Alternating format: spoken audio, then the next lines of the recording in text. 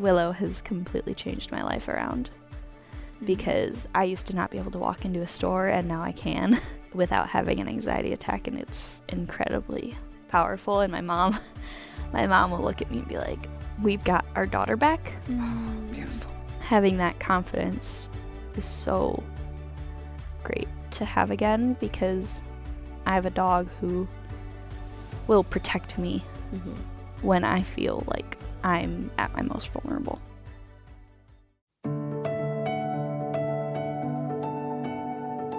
You're listening to God Hears Her, a podcast for women where we explore the stunning truth that God hears you, He sees you, and He loves you because you are His.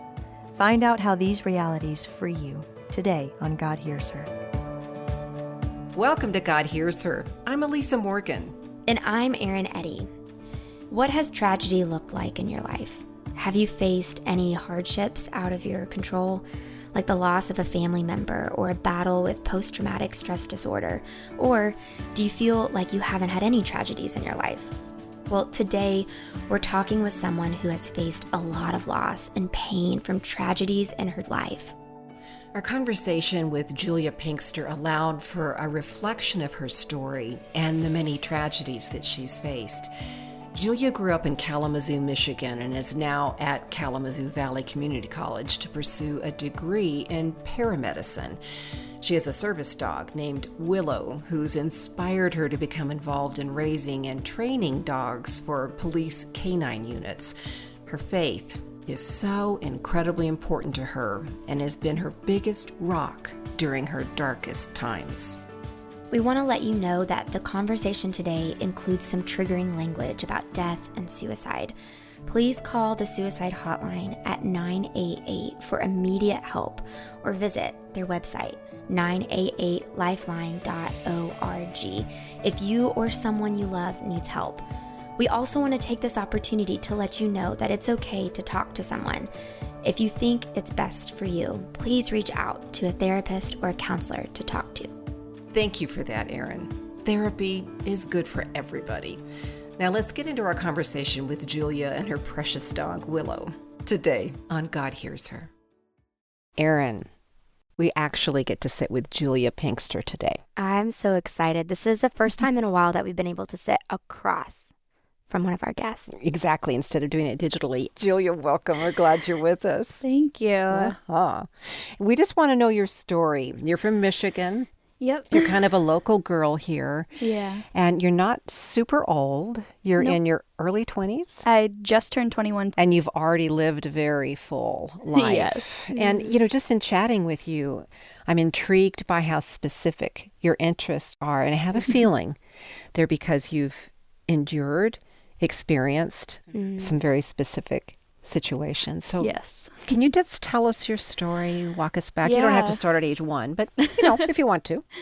Basically, when I was 3, I had a brother who was born, and he was diagnosed with severe cerebral palsy about 6 months into his life. And you were 3 years old. Yes. Yeah. Yep. And I'm sure you didn't understand what that was. No, it was very much so a lot of my parents caring for my brother and me not understanding what's going on, but it was also something that I was used to. So oftentimes I would just get him out of bed, and I remember sometimes just very distinctly being able to wake up before school and get my brother out of bed, get his diaper changed and all of that stuff from like a very, very young age. I guess I kind of always grew up as a caregiver for him. Can I ask why? Obviously you're the older sister, but were your parents involved? Were they working too? Yeah, so parents were very heavily involved. It was just something where I kind of saw the stress that my brother gave my parents.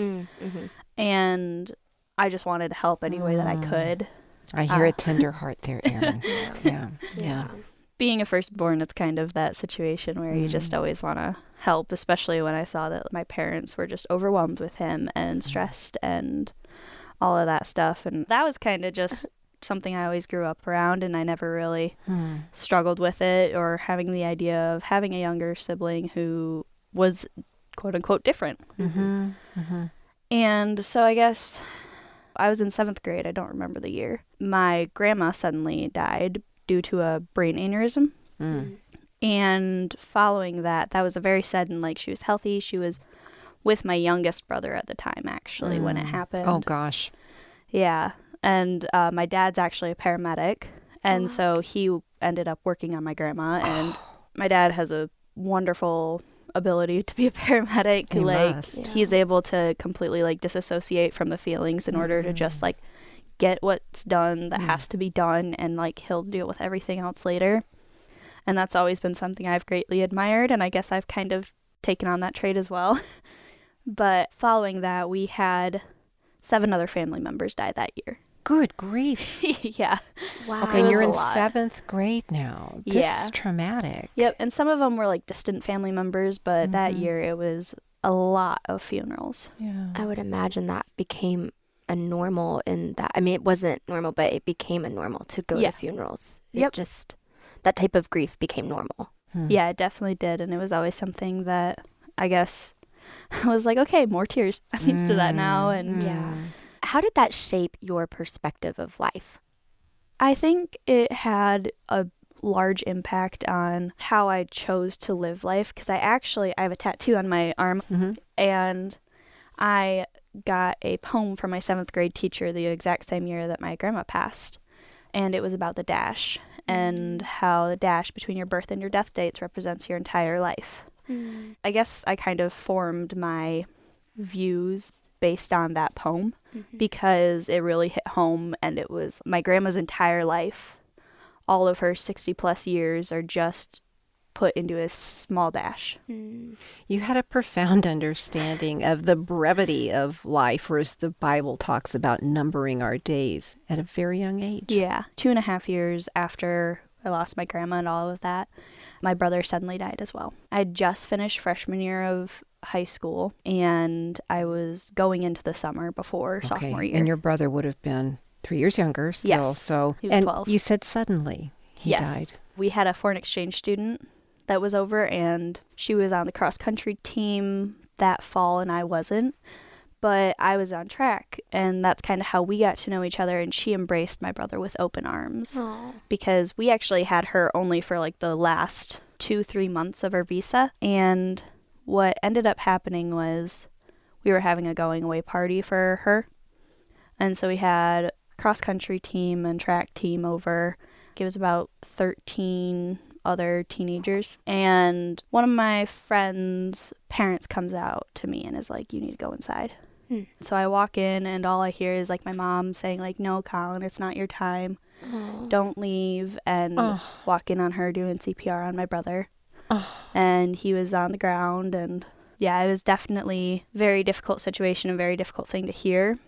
I almost had to go back out and act like everything was okay, because I had these other 13 people that were over that I didn't know too well. And then I just kind of kept bouncing back and forth, trying to put on a smile. The paramedics ended up coming and confirmed that my brother was dead. And then we had the morgue show up, and they had to come and take his body away.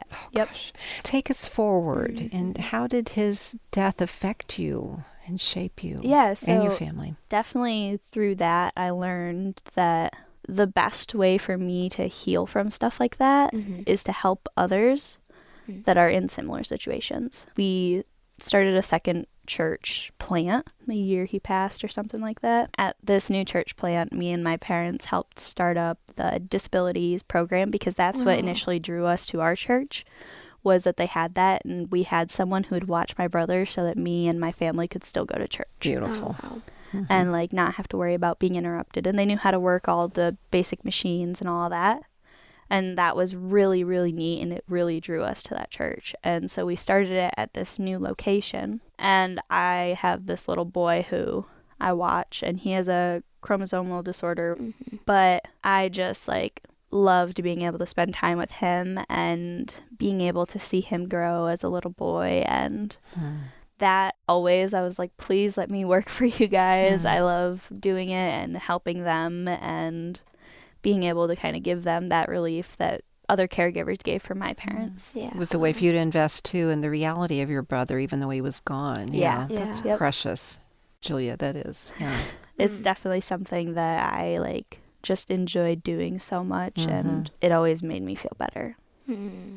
Then actually 2.5 years after I lost my brother, it was my senior year of high school, and it was during like the polar vortex that we got. Oh, I remember that. Yep. And not fun winter. I was having severe migraines, all consistent neck pain and very like difficult problems that I couldn't eat. And I felt sick to my stomach after eating like 2 bites of something. And I did cross country and track. So it was very important for me to be able to get protein, nutrition, able to eat. So I saw a nutritionist, and nothing really was working that we were trying. And I was seeing a therapist at this time, and I just remember crying to her about how much pain I was in all the time. And she actually ended up calling my mom and was like, I'm really worried about your daughter. She is in constant pain, and then it'll flare up and she can't even see. And like, I wasn't able to run. I had to stop running, and one of my coaches actually said, do not come back until you get this figured out. Oh gosh. So really a physical problem, not an emotional problem? No, it was entirely physical. Okay. Were you able to articulate that it was painful? Or yes. I was like... So you were in tune with that it was painful? Yeah, and part of it had to do with the fact after running track and cross country for all 4 years of high school, I knew my body very well. I've always been athletic. I always wanted to do more, and there were some times where I was working out 3-4 times a day. Wow. And it just became something that was super important to me. And it was a big stress reliever because the year after I lost my brother, that cross-country team, they were there the night that my brother passed. Yes. So we could go on a 4-mile run, and I could get to a point, like the turnaround point, and just start crying and breaking down, and like I'd have my team just huddle there. And that's lovely. Yeah. When running is so therapeutic. Yep. Was there any part of you that wanted to not necessarily hide that you were in pain, but maybe not be a burden? Yeah. Because you've seen what your whole family's gone through in the last decade. Yeah. Again, being from that paramedic family, like I'm not seeing any differences. Like I just feel them, and I was just kind of thinking, okay, what's going on? But I told my mom, I was like, I know there's something actually wrong with me. And it was actually on my brother's birthday that we went and we got an MRI. And that was probably one of the most painful MRIs I've ever been in, because my head was hurting and my spine started like aching, and it was a very miserable and very long MRI, and it was only like 20 minutes.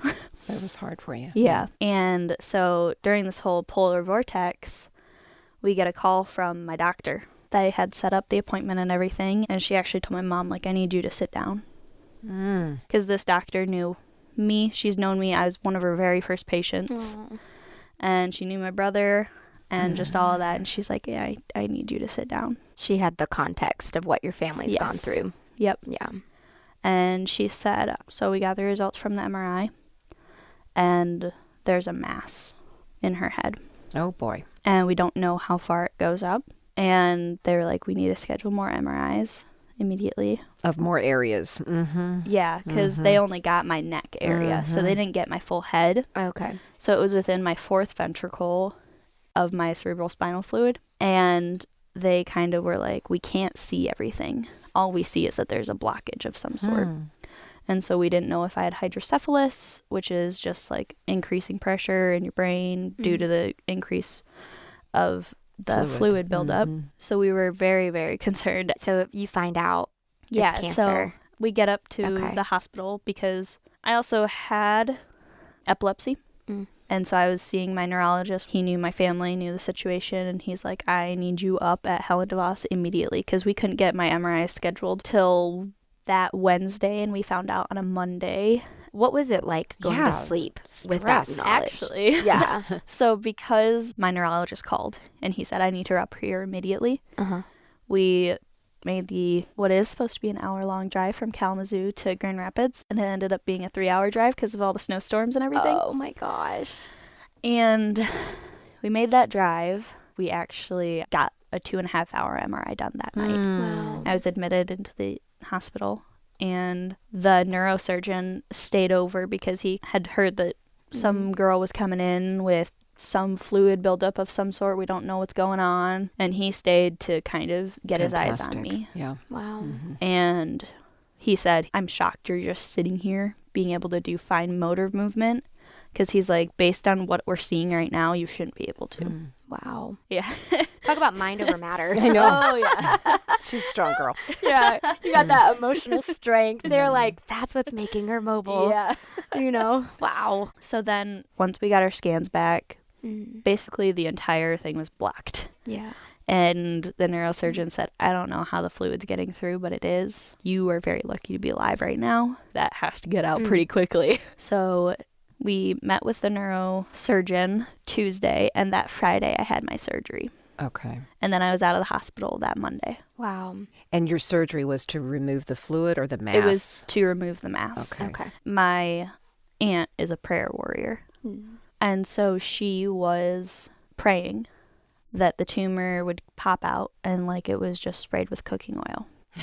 I love that prayer. It's a great visual. That's a great Well, prayer. and she got that, and then the surgeon came out and said it popped out like it was sprayed with Pam. No.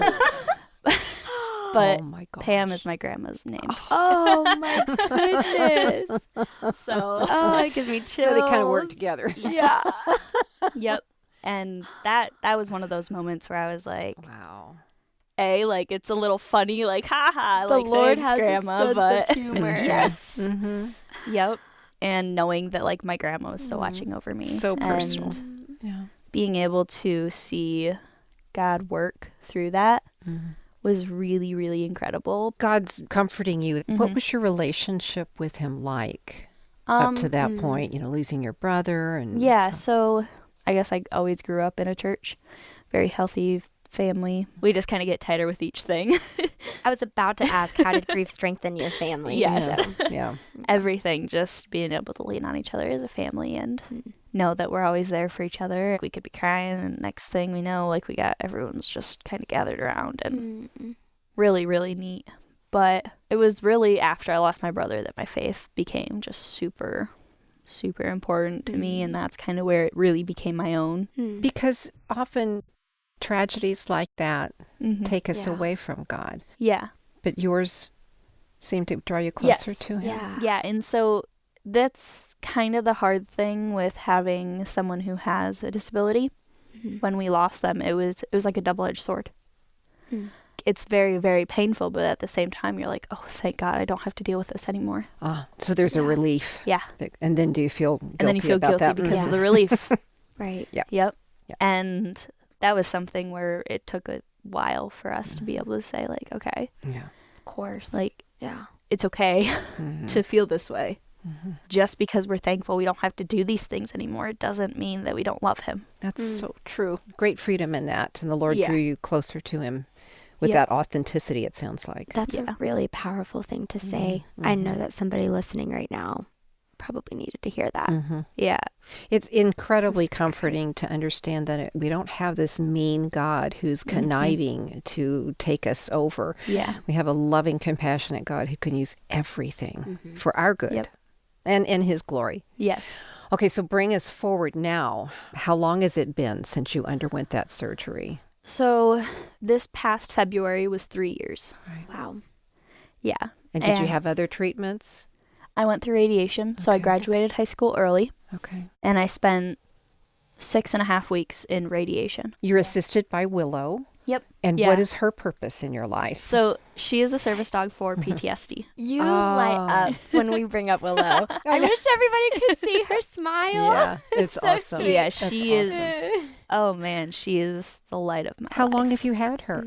I've had her. She just turned 2, and I got her. So May will be 2 years that I've had her. And how did you know you needed help with Oh. PTSD and that a dog would be your prescription? Yeah, so there was this conversation that I had with my mom one evening about freshman year of college. I was really, really struggling and like severe like suicidal thoughts and ideations, and it was very hard to You've want to gone live. through so much, hon. Yeah. Well, and I had just beaten cancer, Yeah.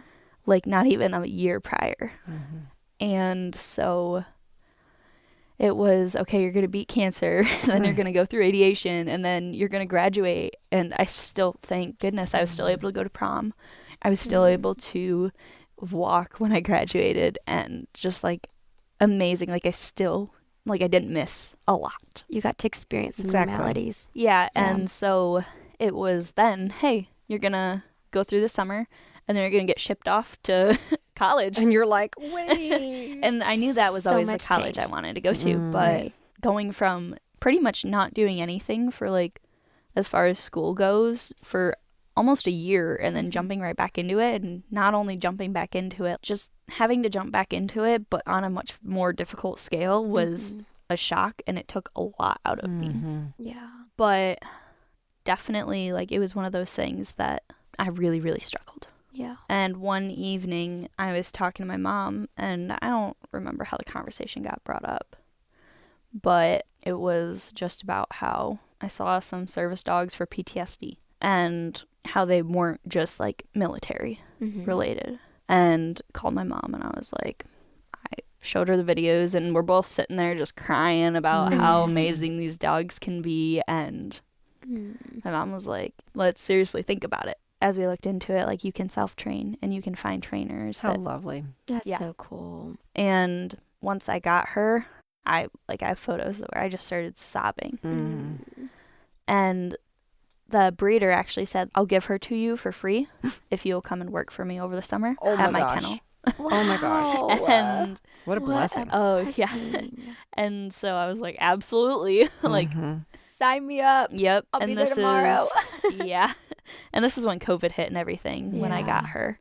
And so I had nothing to do but train her. Yeah. So, Julia, what would you say to somebody listening at your young age, but with all that's under your belt? And, there's going to be a lot ahead of you, too. You've got to, you understand that your dash will continue, God willing, for a good while. What would you say about life, about its brevity, its longevity, about our contribution, its meaning? What would you say to somebody listening about that? I think the biggest thing is to try and be selfless, because if you focus on yourself too much, then you're gonna get down about yourself. You're gonna say, oh, why me? And I feel like being able to help others allows you to step outside of that. And my thing was, like, what I'm going through is bad. I could either be going through worse, or there are people that are going through worse. Another question. Your grandma lived till her 6th, 7th decade or so, if I'm listening correctly, and your brother Colin lived just a little bit over 1 decade. Yeah.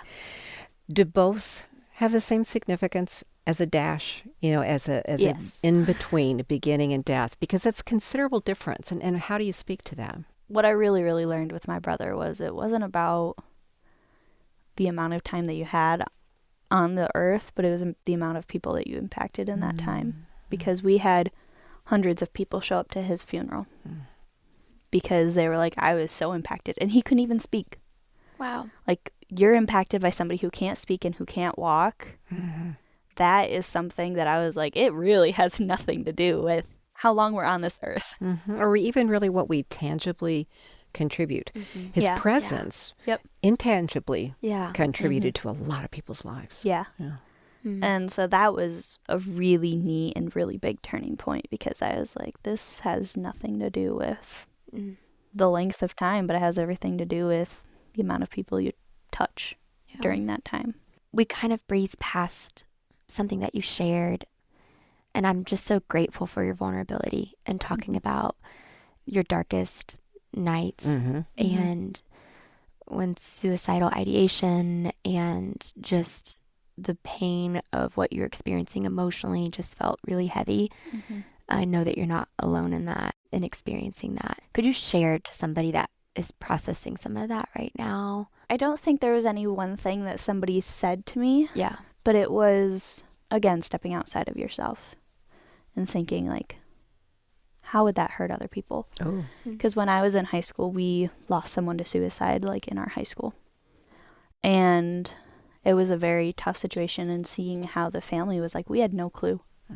First off, like, be vulnerable about that. Like, tell people that. tell people that that's how you're feeling, and definitely just think about the other people, because your parents will miss you and your friends. And even if like at that time, because that's how I felt, was no one would care. But now that I'm like kind of past all of that, I'm like, so many people would have cared. Yeah. And even if you don't think people will, like there are always people that will. And like I still struggle with some of that stuff sometimes, but even more so now, I'm like, I have a dog that has to, like, I'll have my days where I don't want to get out of bed, but I have to get out of bed. I have to go walk her. I have to feed her. Finding purpose in the little things is very important, because even if it's, okay, I got out of bed and I got dressed today, and really pushing into that, but also like adding prayer into that too. Because there were times where I'd be laying on my floor in my dorm, like crying and being like, God, I need strength right now, because I know that that's not what I actually want to do, but it sure feels like it right now, and just give me the strength to make it through till tomorrow. Us as humans, we're not meant to do it alone. No. We're not meant to do life at all alone. So let alone something that is so difficult. That's not our burden to carry on our own. And being able to share that and be vulnerable about that is something that I think a lot more people need, because it's incredibly hard. Also, having those people that are God-centered, because they're going to say, like, I'm praying for you during this time, and, like, knowing that.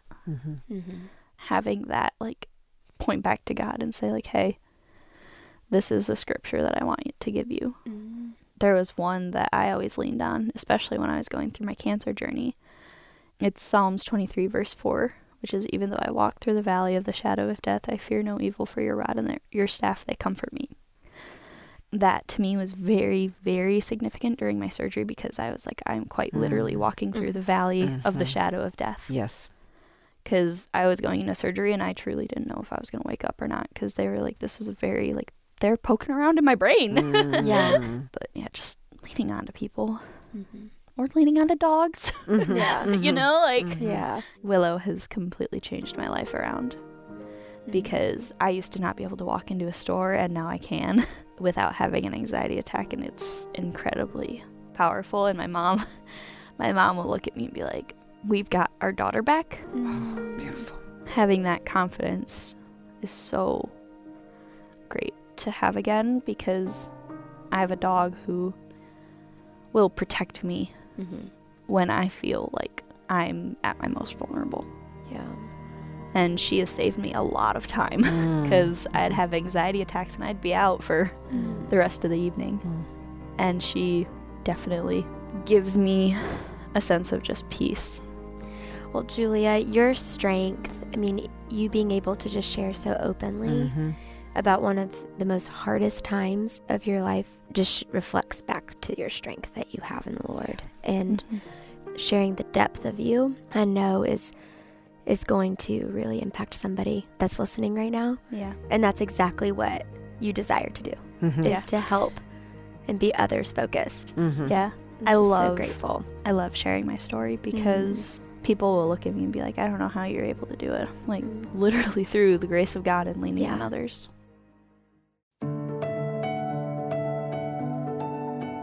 I can't believe Julia's strength. Her ability to share her story was incredible. She truly shares God's strength and capabilities through her vulnerability and experiences. I know, Eryn. She's so young, and yet she's gained a lot of wisdom about life and death. Well, before we close out today's episode of God Hears Her, we want to remind you that the show notes are available in the podcast description. There's also a link for the new suicide prevention website. If you or someone you know needs help, you can dial 988. You can also connect with Elisa and me on social. Find out how when you visit our website at godhearsher.org.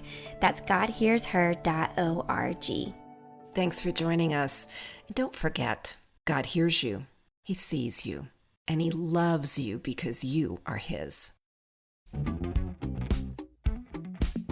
Today's episode was engineered by Ann Stevens and produced by Daniel Ryan Day and Jade Gustafson. We also want to recognize Diana and Mary for all of their help and support. Thanks, everyone. God Hears Her is a production of Our Daily Bread Ministries.